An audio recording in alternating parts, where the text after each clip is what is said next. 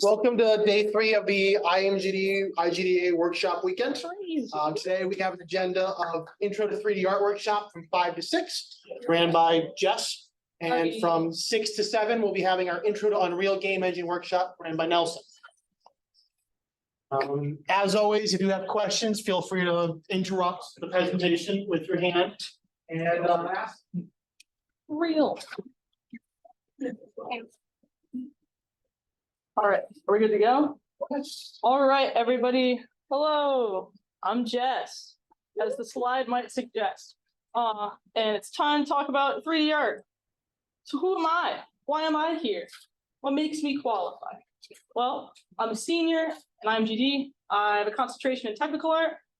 Although outside of that, I do a lot of stuff. I do 2D art, 3D art, audio, and writing. Literally everything that does not involve code. Do not let the CS minor fool you. I've taught 3D modeling a couple times, taught environmental, taught the normal one, the whole 9 yards.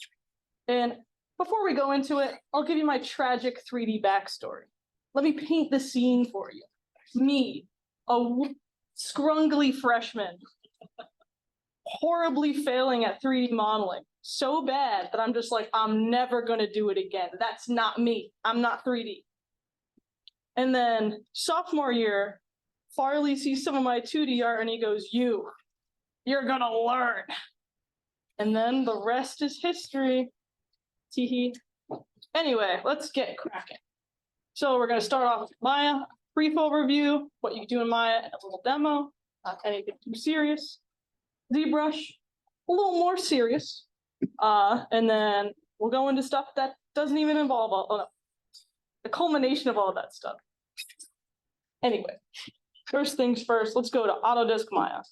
So its primary uses are hard surface modeling, environmental modeling, UV editing, and rigging. You could do a whole lot of stuff with Maya that you can't do with a lot of other programs. That being said, not a big Maya gal, not my cup of tea, but it is extremely useful when you're getting in the thick of it. So here are some of my work samples of stuff that I've modeled in Maya.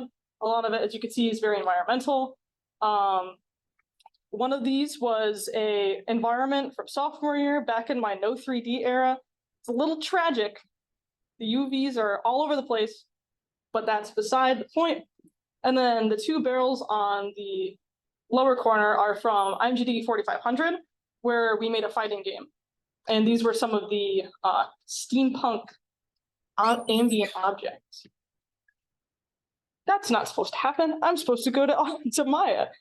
All right, let's get cooking then. Could you please just lean the microphone a little closer to you? Right. No problem. All right, let's get cracking.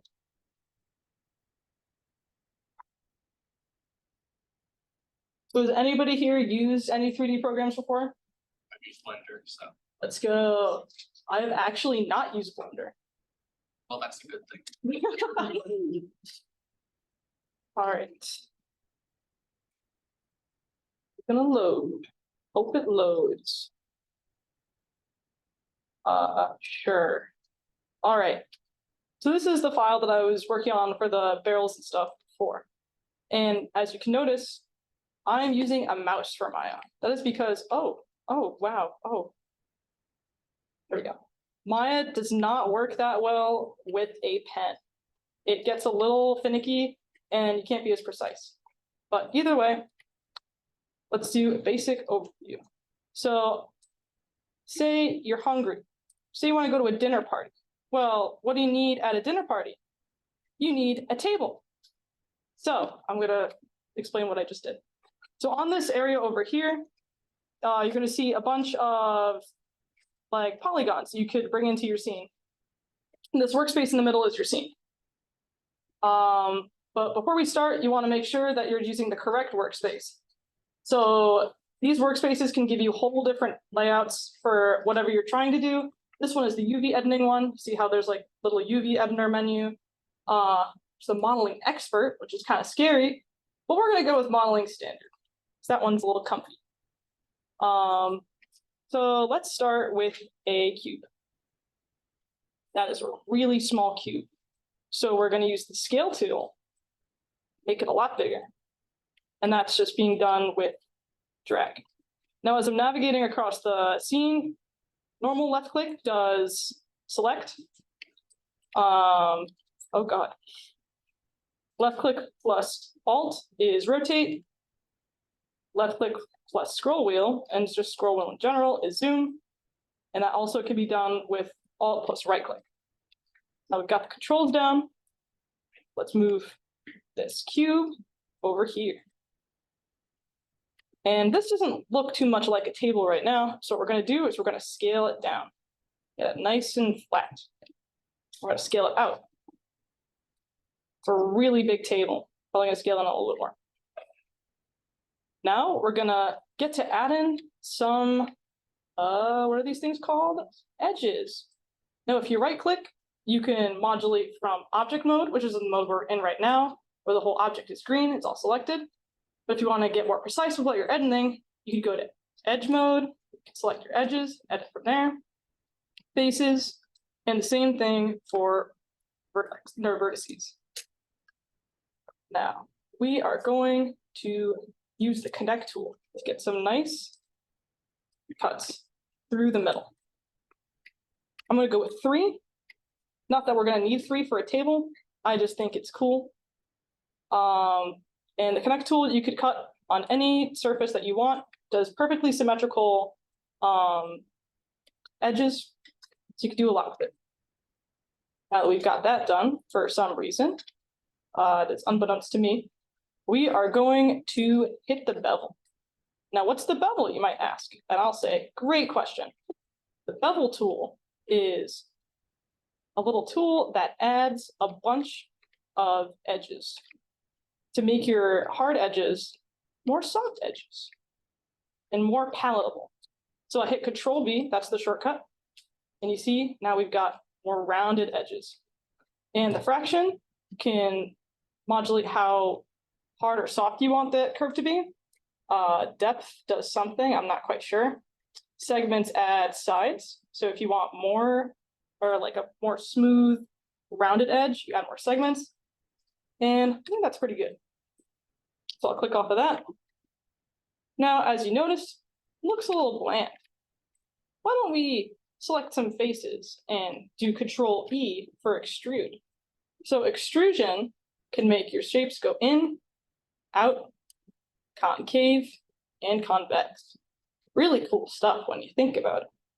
It'll add a lot of versatility when you're trying to diversify environments and could really speed up workflows when you're making more like city-esque environments. So I think that's pretty cool. That's neat. I'll bevel again. To add more depth. And I'm pretty satisfied with that. So I'll roll with it. Now, this table has no legs. That's not very good, is it? So we'll bring in another cube. Make it a lot bigger. Actually, you know what? I lied. We're going to bring in a cylinder. Really spicing it up here. Make it a lot bigger. Go up. You definitely need to pull that down more. Sorry, this file is very cluttered. I was going to use more of it to explain, and then I realized it may not be the best idea.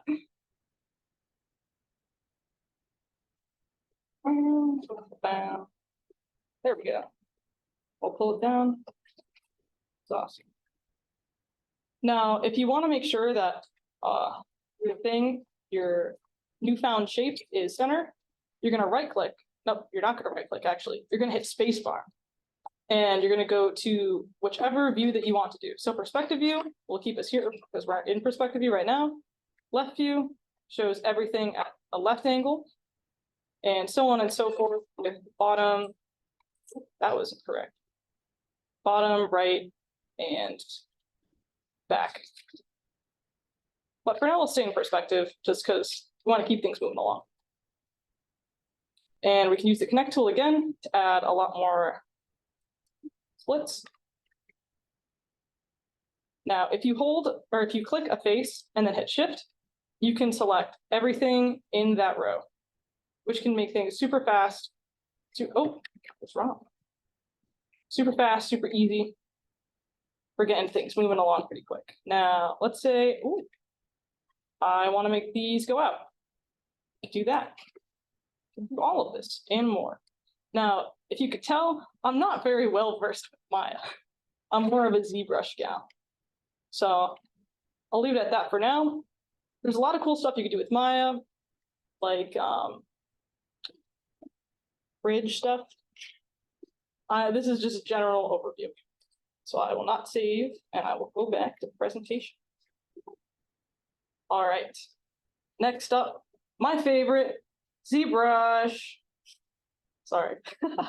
ZBrush is primarily used for sculpting and character modeling. However, with ZModeler, new tool that was added, you could do a lot of hard surface modeling in the program. That's why I love ZBrush. So here's some of my work examples. If you can't tell, I'm a character artist. And all of these were made in ZBrush. My workflow is I like to use a lot of, what's the word? A lot of subtools, I'll point for the camera, to help with like forming the anatomical forms based on muscle groups, especially if you're bringing them into animation for games. Those polygroups are gonna they're gonna help out a lot. But today's agenda for this ZBrush demo, we'll be taking my beautiful character Liza and making her do the blue steel. All right, so let's get cooking in there.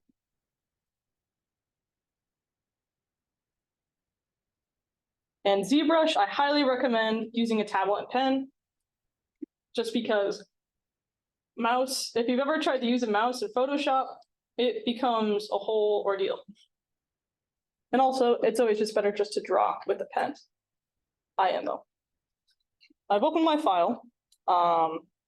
I'm gonna hit Lightbox to drop away that menu. This little head on the side can help you rotate your model. You can zoom in and zoom out if it's gonna work for me. Sorry, sometimes these computers can be funky. Okay, the controls are different. So I'm gonna use the mouse. I'm gonna control and right click to zoom in. We're using a bit of a multi-tool here. So I'm gonna Alt and click, and then on my subtool that I want to use. And if I Control F, you can see that there's a lot of polygroups. That's what all those funky little color things are. And what polygroups are, or how you get them, is by making, by either masking, which can be done with, oh, that's not it. Control in drawing. And when you hit Shift F, you can take it into the polygon mode. And then Control W gets you a polygroup. And what can you do with the polygroup? You can isolate it. That looks really weird, but bear with me. So you can edit it, isolate it from the rest of the group. This comes into handy, especially when you are texturing or doing polypaint, which polypaint is a nice free alternative to Substance Painter, where that's a whole ordeal. You have to deal with the Adobe. But anyway, let's get into the brushes. If I could make this work, that would be great. I apologize for the technical difficulties. All right, so now we've got our face. Now, they start you off with standard brush. I'm not a big fan of the standard brush. Everyone's got their own workflow. I've got mine, and I like to use clay buildup. Now, this focal shift thing can be really pesky. I don't know why it always sets itself to 56. I like to keep it at 0. And clay buildup can help you. Oh, it's not working. I'm not on the right thing. There we go. Can build up your model by just scraping along. It adds mass, and if you press Alt in a brush, it can do the opposite of it. So it's taken away the mass. And if you hit Shift, you can smooth it out. Control V is obviously undo. But let's say I want to build out Liza's cheekbones a bit more, you know, prep for the very gaunt features that are the blue steel expression. So I've done that a bit. You can also lower your Z intensity in case you want to have a more softer touch, like how we're carving in here. Look at that. Wow. She's got Botox for sure.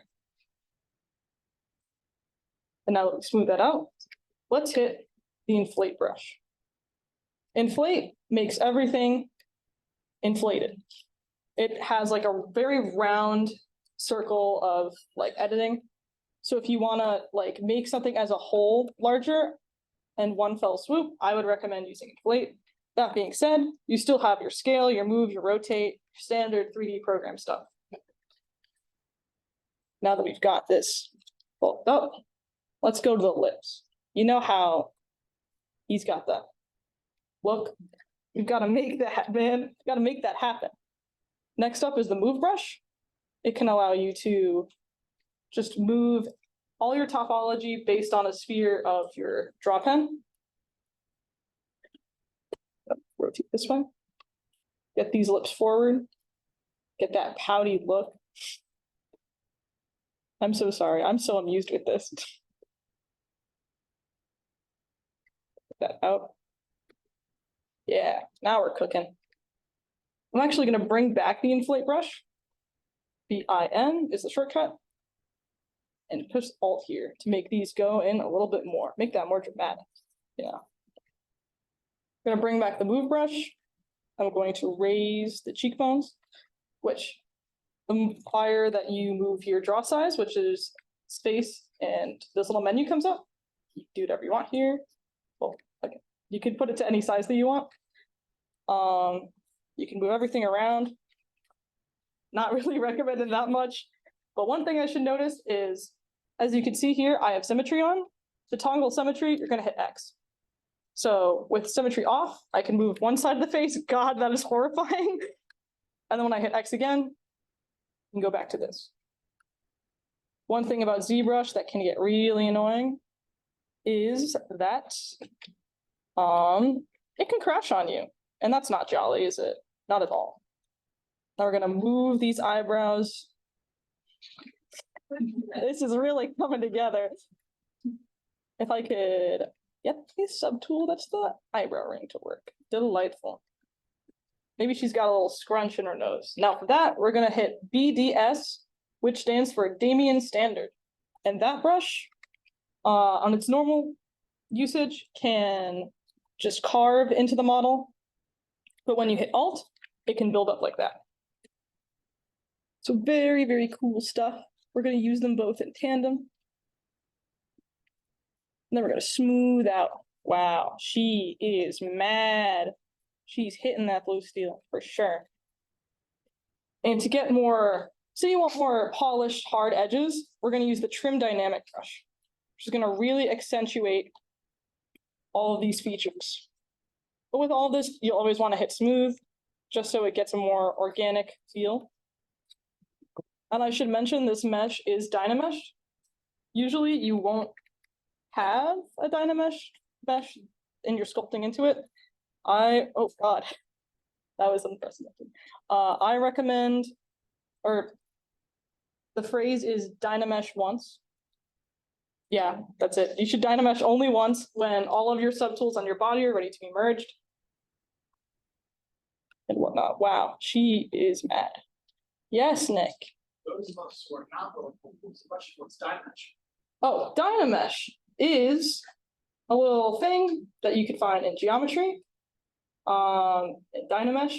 So Dynamesh basically merges all of, or everything that's merged together. So you'll notice when you merge subtools, I could demo that. It'll be a little difficult, but where's my body? That is, yeah, that's it for sure. So when I merge the body to the hands, which you can find in merge down, yeah, we'll do it. I'm gonna hide the jacket if I can find it. Okay. You'll notice, how do I zoom out? Ugh. You'll notice that there's a little bit of crease here on the hand. This probably will destroy the model if I Dynamesh again, but we're gonna do it anyway. So Dynamesh is gonna smooth all this out and it's gonna connect everything together. Like, oh, did it do it? It'll also take away all your poly paint cries. But after you Dynamesh, you could smooth and it's all one unit. All one happy family. But I'm gonna put our clothes back on. I feel like that's for the best right now. There we go. Go zoom out again. And wow. I think that's good enough. But let's talk about clothing. You can also do, obviously, clothes and ZBrush. Shoes will be the bane of your existence, but ZModeler makes it so much easier. Now I'm gonna go down here, talk about ZModeler for a bit. So BZM is your shortcut. However, there's a lot of things with ZModeler. So you can see as I hover over this, I'm gonna press space, and you have a whole lot of options to do with whatever you're hovering over, whether it be an edge, a poly face or whatever, or a vertex. Now, you can do all the stuff that you can do in Maya in this little thingy. So if you're over a polygon, they'll do that. You'll have all these options. If you're over a vertex, or they call it a point, that's edge. That's still polygon. You get the point. But yeah, there's a lot of cool stuff that you could do with ZBrush. And I hope that covers it. Any whoosies. Now the miscellaneous stuff. First things first, Substance Painter. This is going to be your primary high quality 3D texturing. And as you noticed in ZBrush, I mentioned it before, or maybe I did, but ZBrush has its own built-in texture thing called PolyPaint, which you could do just within the thing. It's really easy. You could fill the whole object and they'll just have that texture. So basic Substance is just layering your model with different paint layers and materials. There's some materials called smart materials. Those are sick. So there's normal materials, smart materials. Smart materials will add their own, like they have layers already built into them to make them look more organic. Normal layers, you're gonna have to, or like normal paints, you're gonna have to add those effects yourself. But overall, you can mask out different areas and use different textures. You can also fill areas based on your UVs, which is why having good UVs and good retopology is really good. So in this image, the gold is painted on in a separate layer to this metal armor piece. And the finish is actually underneath it. Because one thing about the paint is it only applies that texture color. It doesn't apply any like pizzazz. Speaking of pizzazz, so another thing you could do in Substance is add depth through various effects. So there's generators, which can generate like dirt and like concrete stuff to make your models feel more organic and not like plasticky and shiny. Because as you go into environmental modeling, some things are going to be weathered down by the environment. So you want it to have that nice, organic, kind of grungy feel. But there's a bunch of generators that do a bunch of different stuff. So, and also filters, which I wish I had an example of a filter, but I can't think of one off the top of my head. Masking can allow you to edit only certain areas of a model, and then have different textures on another thing, or on another part of the model, and more. So you can tell I don't know it's super, super a lot, but I'm trying my best. And then Unreal 5. Holy cannoli, a direct segue. Okay, so Unreal, it's basically Maya in a trench coat. You can model in Unreal now with Unreal 5. Obviously it's a game engine, but you could do a lot of cool environmental modeling and hard surface modeling within Unreal. This is not my work, but gotten online. As you can see, they're extracting and beveling their shape. So really cool stuff, and it's really neat that you could do it in engine now. Now, making the soup. Unreal, as I said, game engine.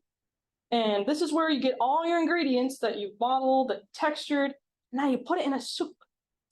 And this is where all the magic happens, where you make something, or you take something from bits and pieces to game ready. And what happens when you put all this together? good soup. So this is one of my characters for 4500. It was a steampunk fighting game, and I took that character from concept to model. Or I'm gonna retopo it. Don't tell anybody. Which is why the UVs are horrendous. And then took to texturing, and then brought it into Unreal, and then she was playable. Very sick Pogger stuff. Thanks. Any question? Wow, I sped ran that. Apologies.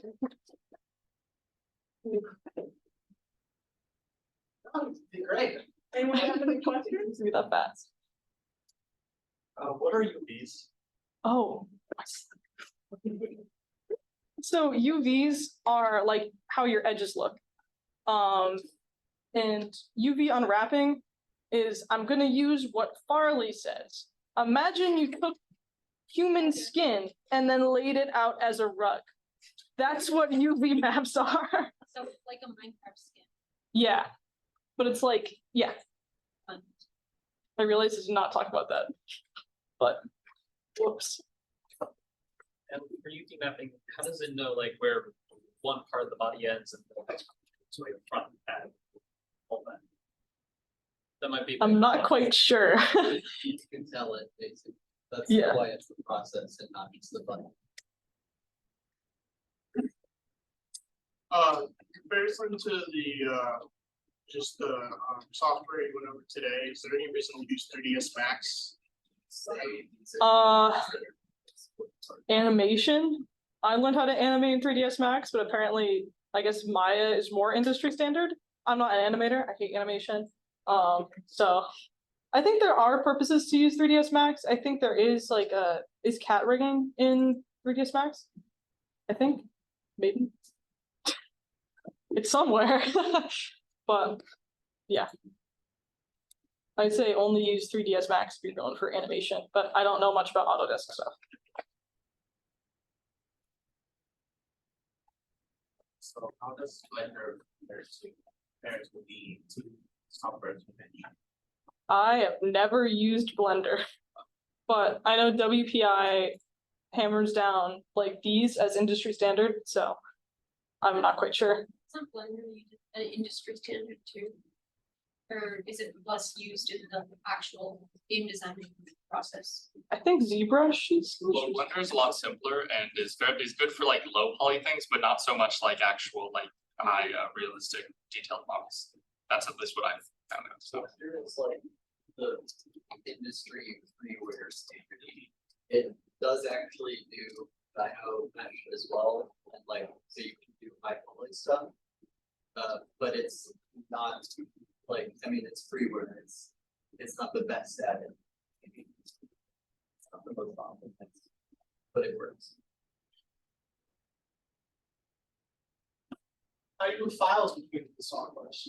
Oh, you gotta export them as OBJs or FBXs.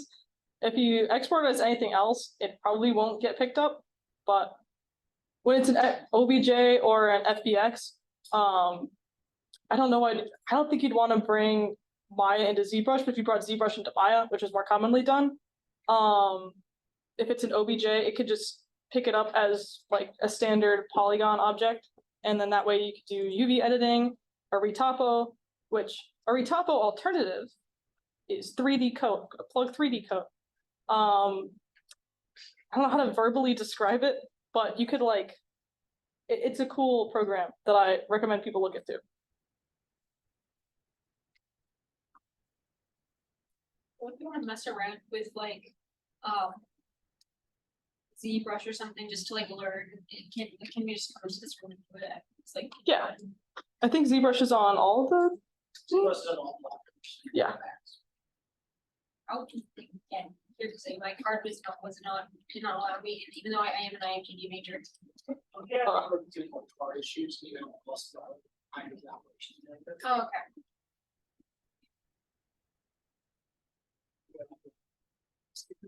Nick and I both have card issues too, so.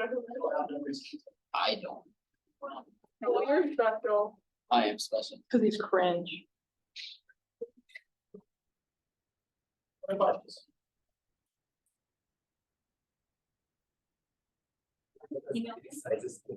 Oh, what? Yeah, are they gonna be sent out? Meeting slides, channel, and I see. Just check. AJ Dark. That's cool. That's cool. Given a workshop, so. what do you thought?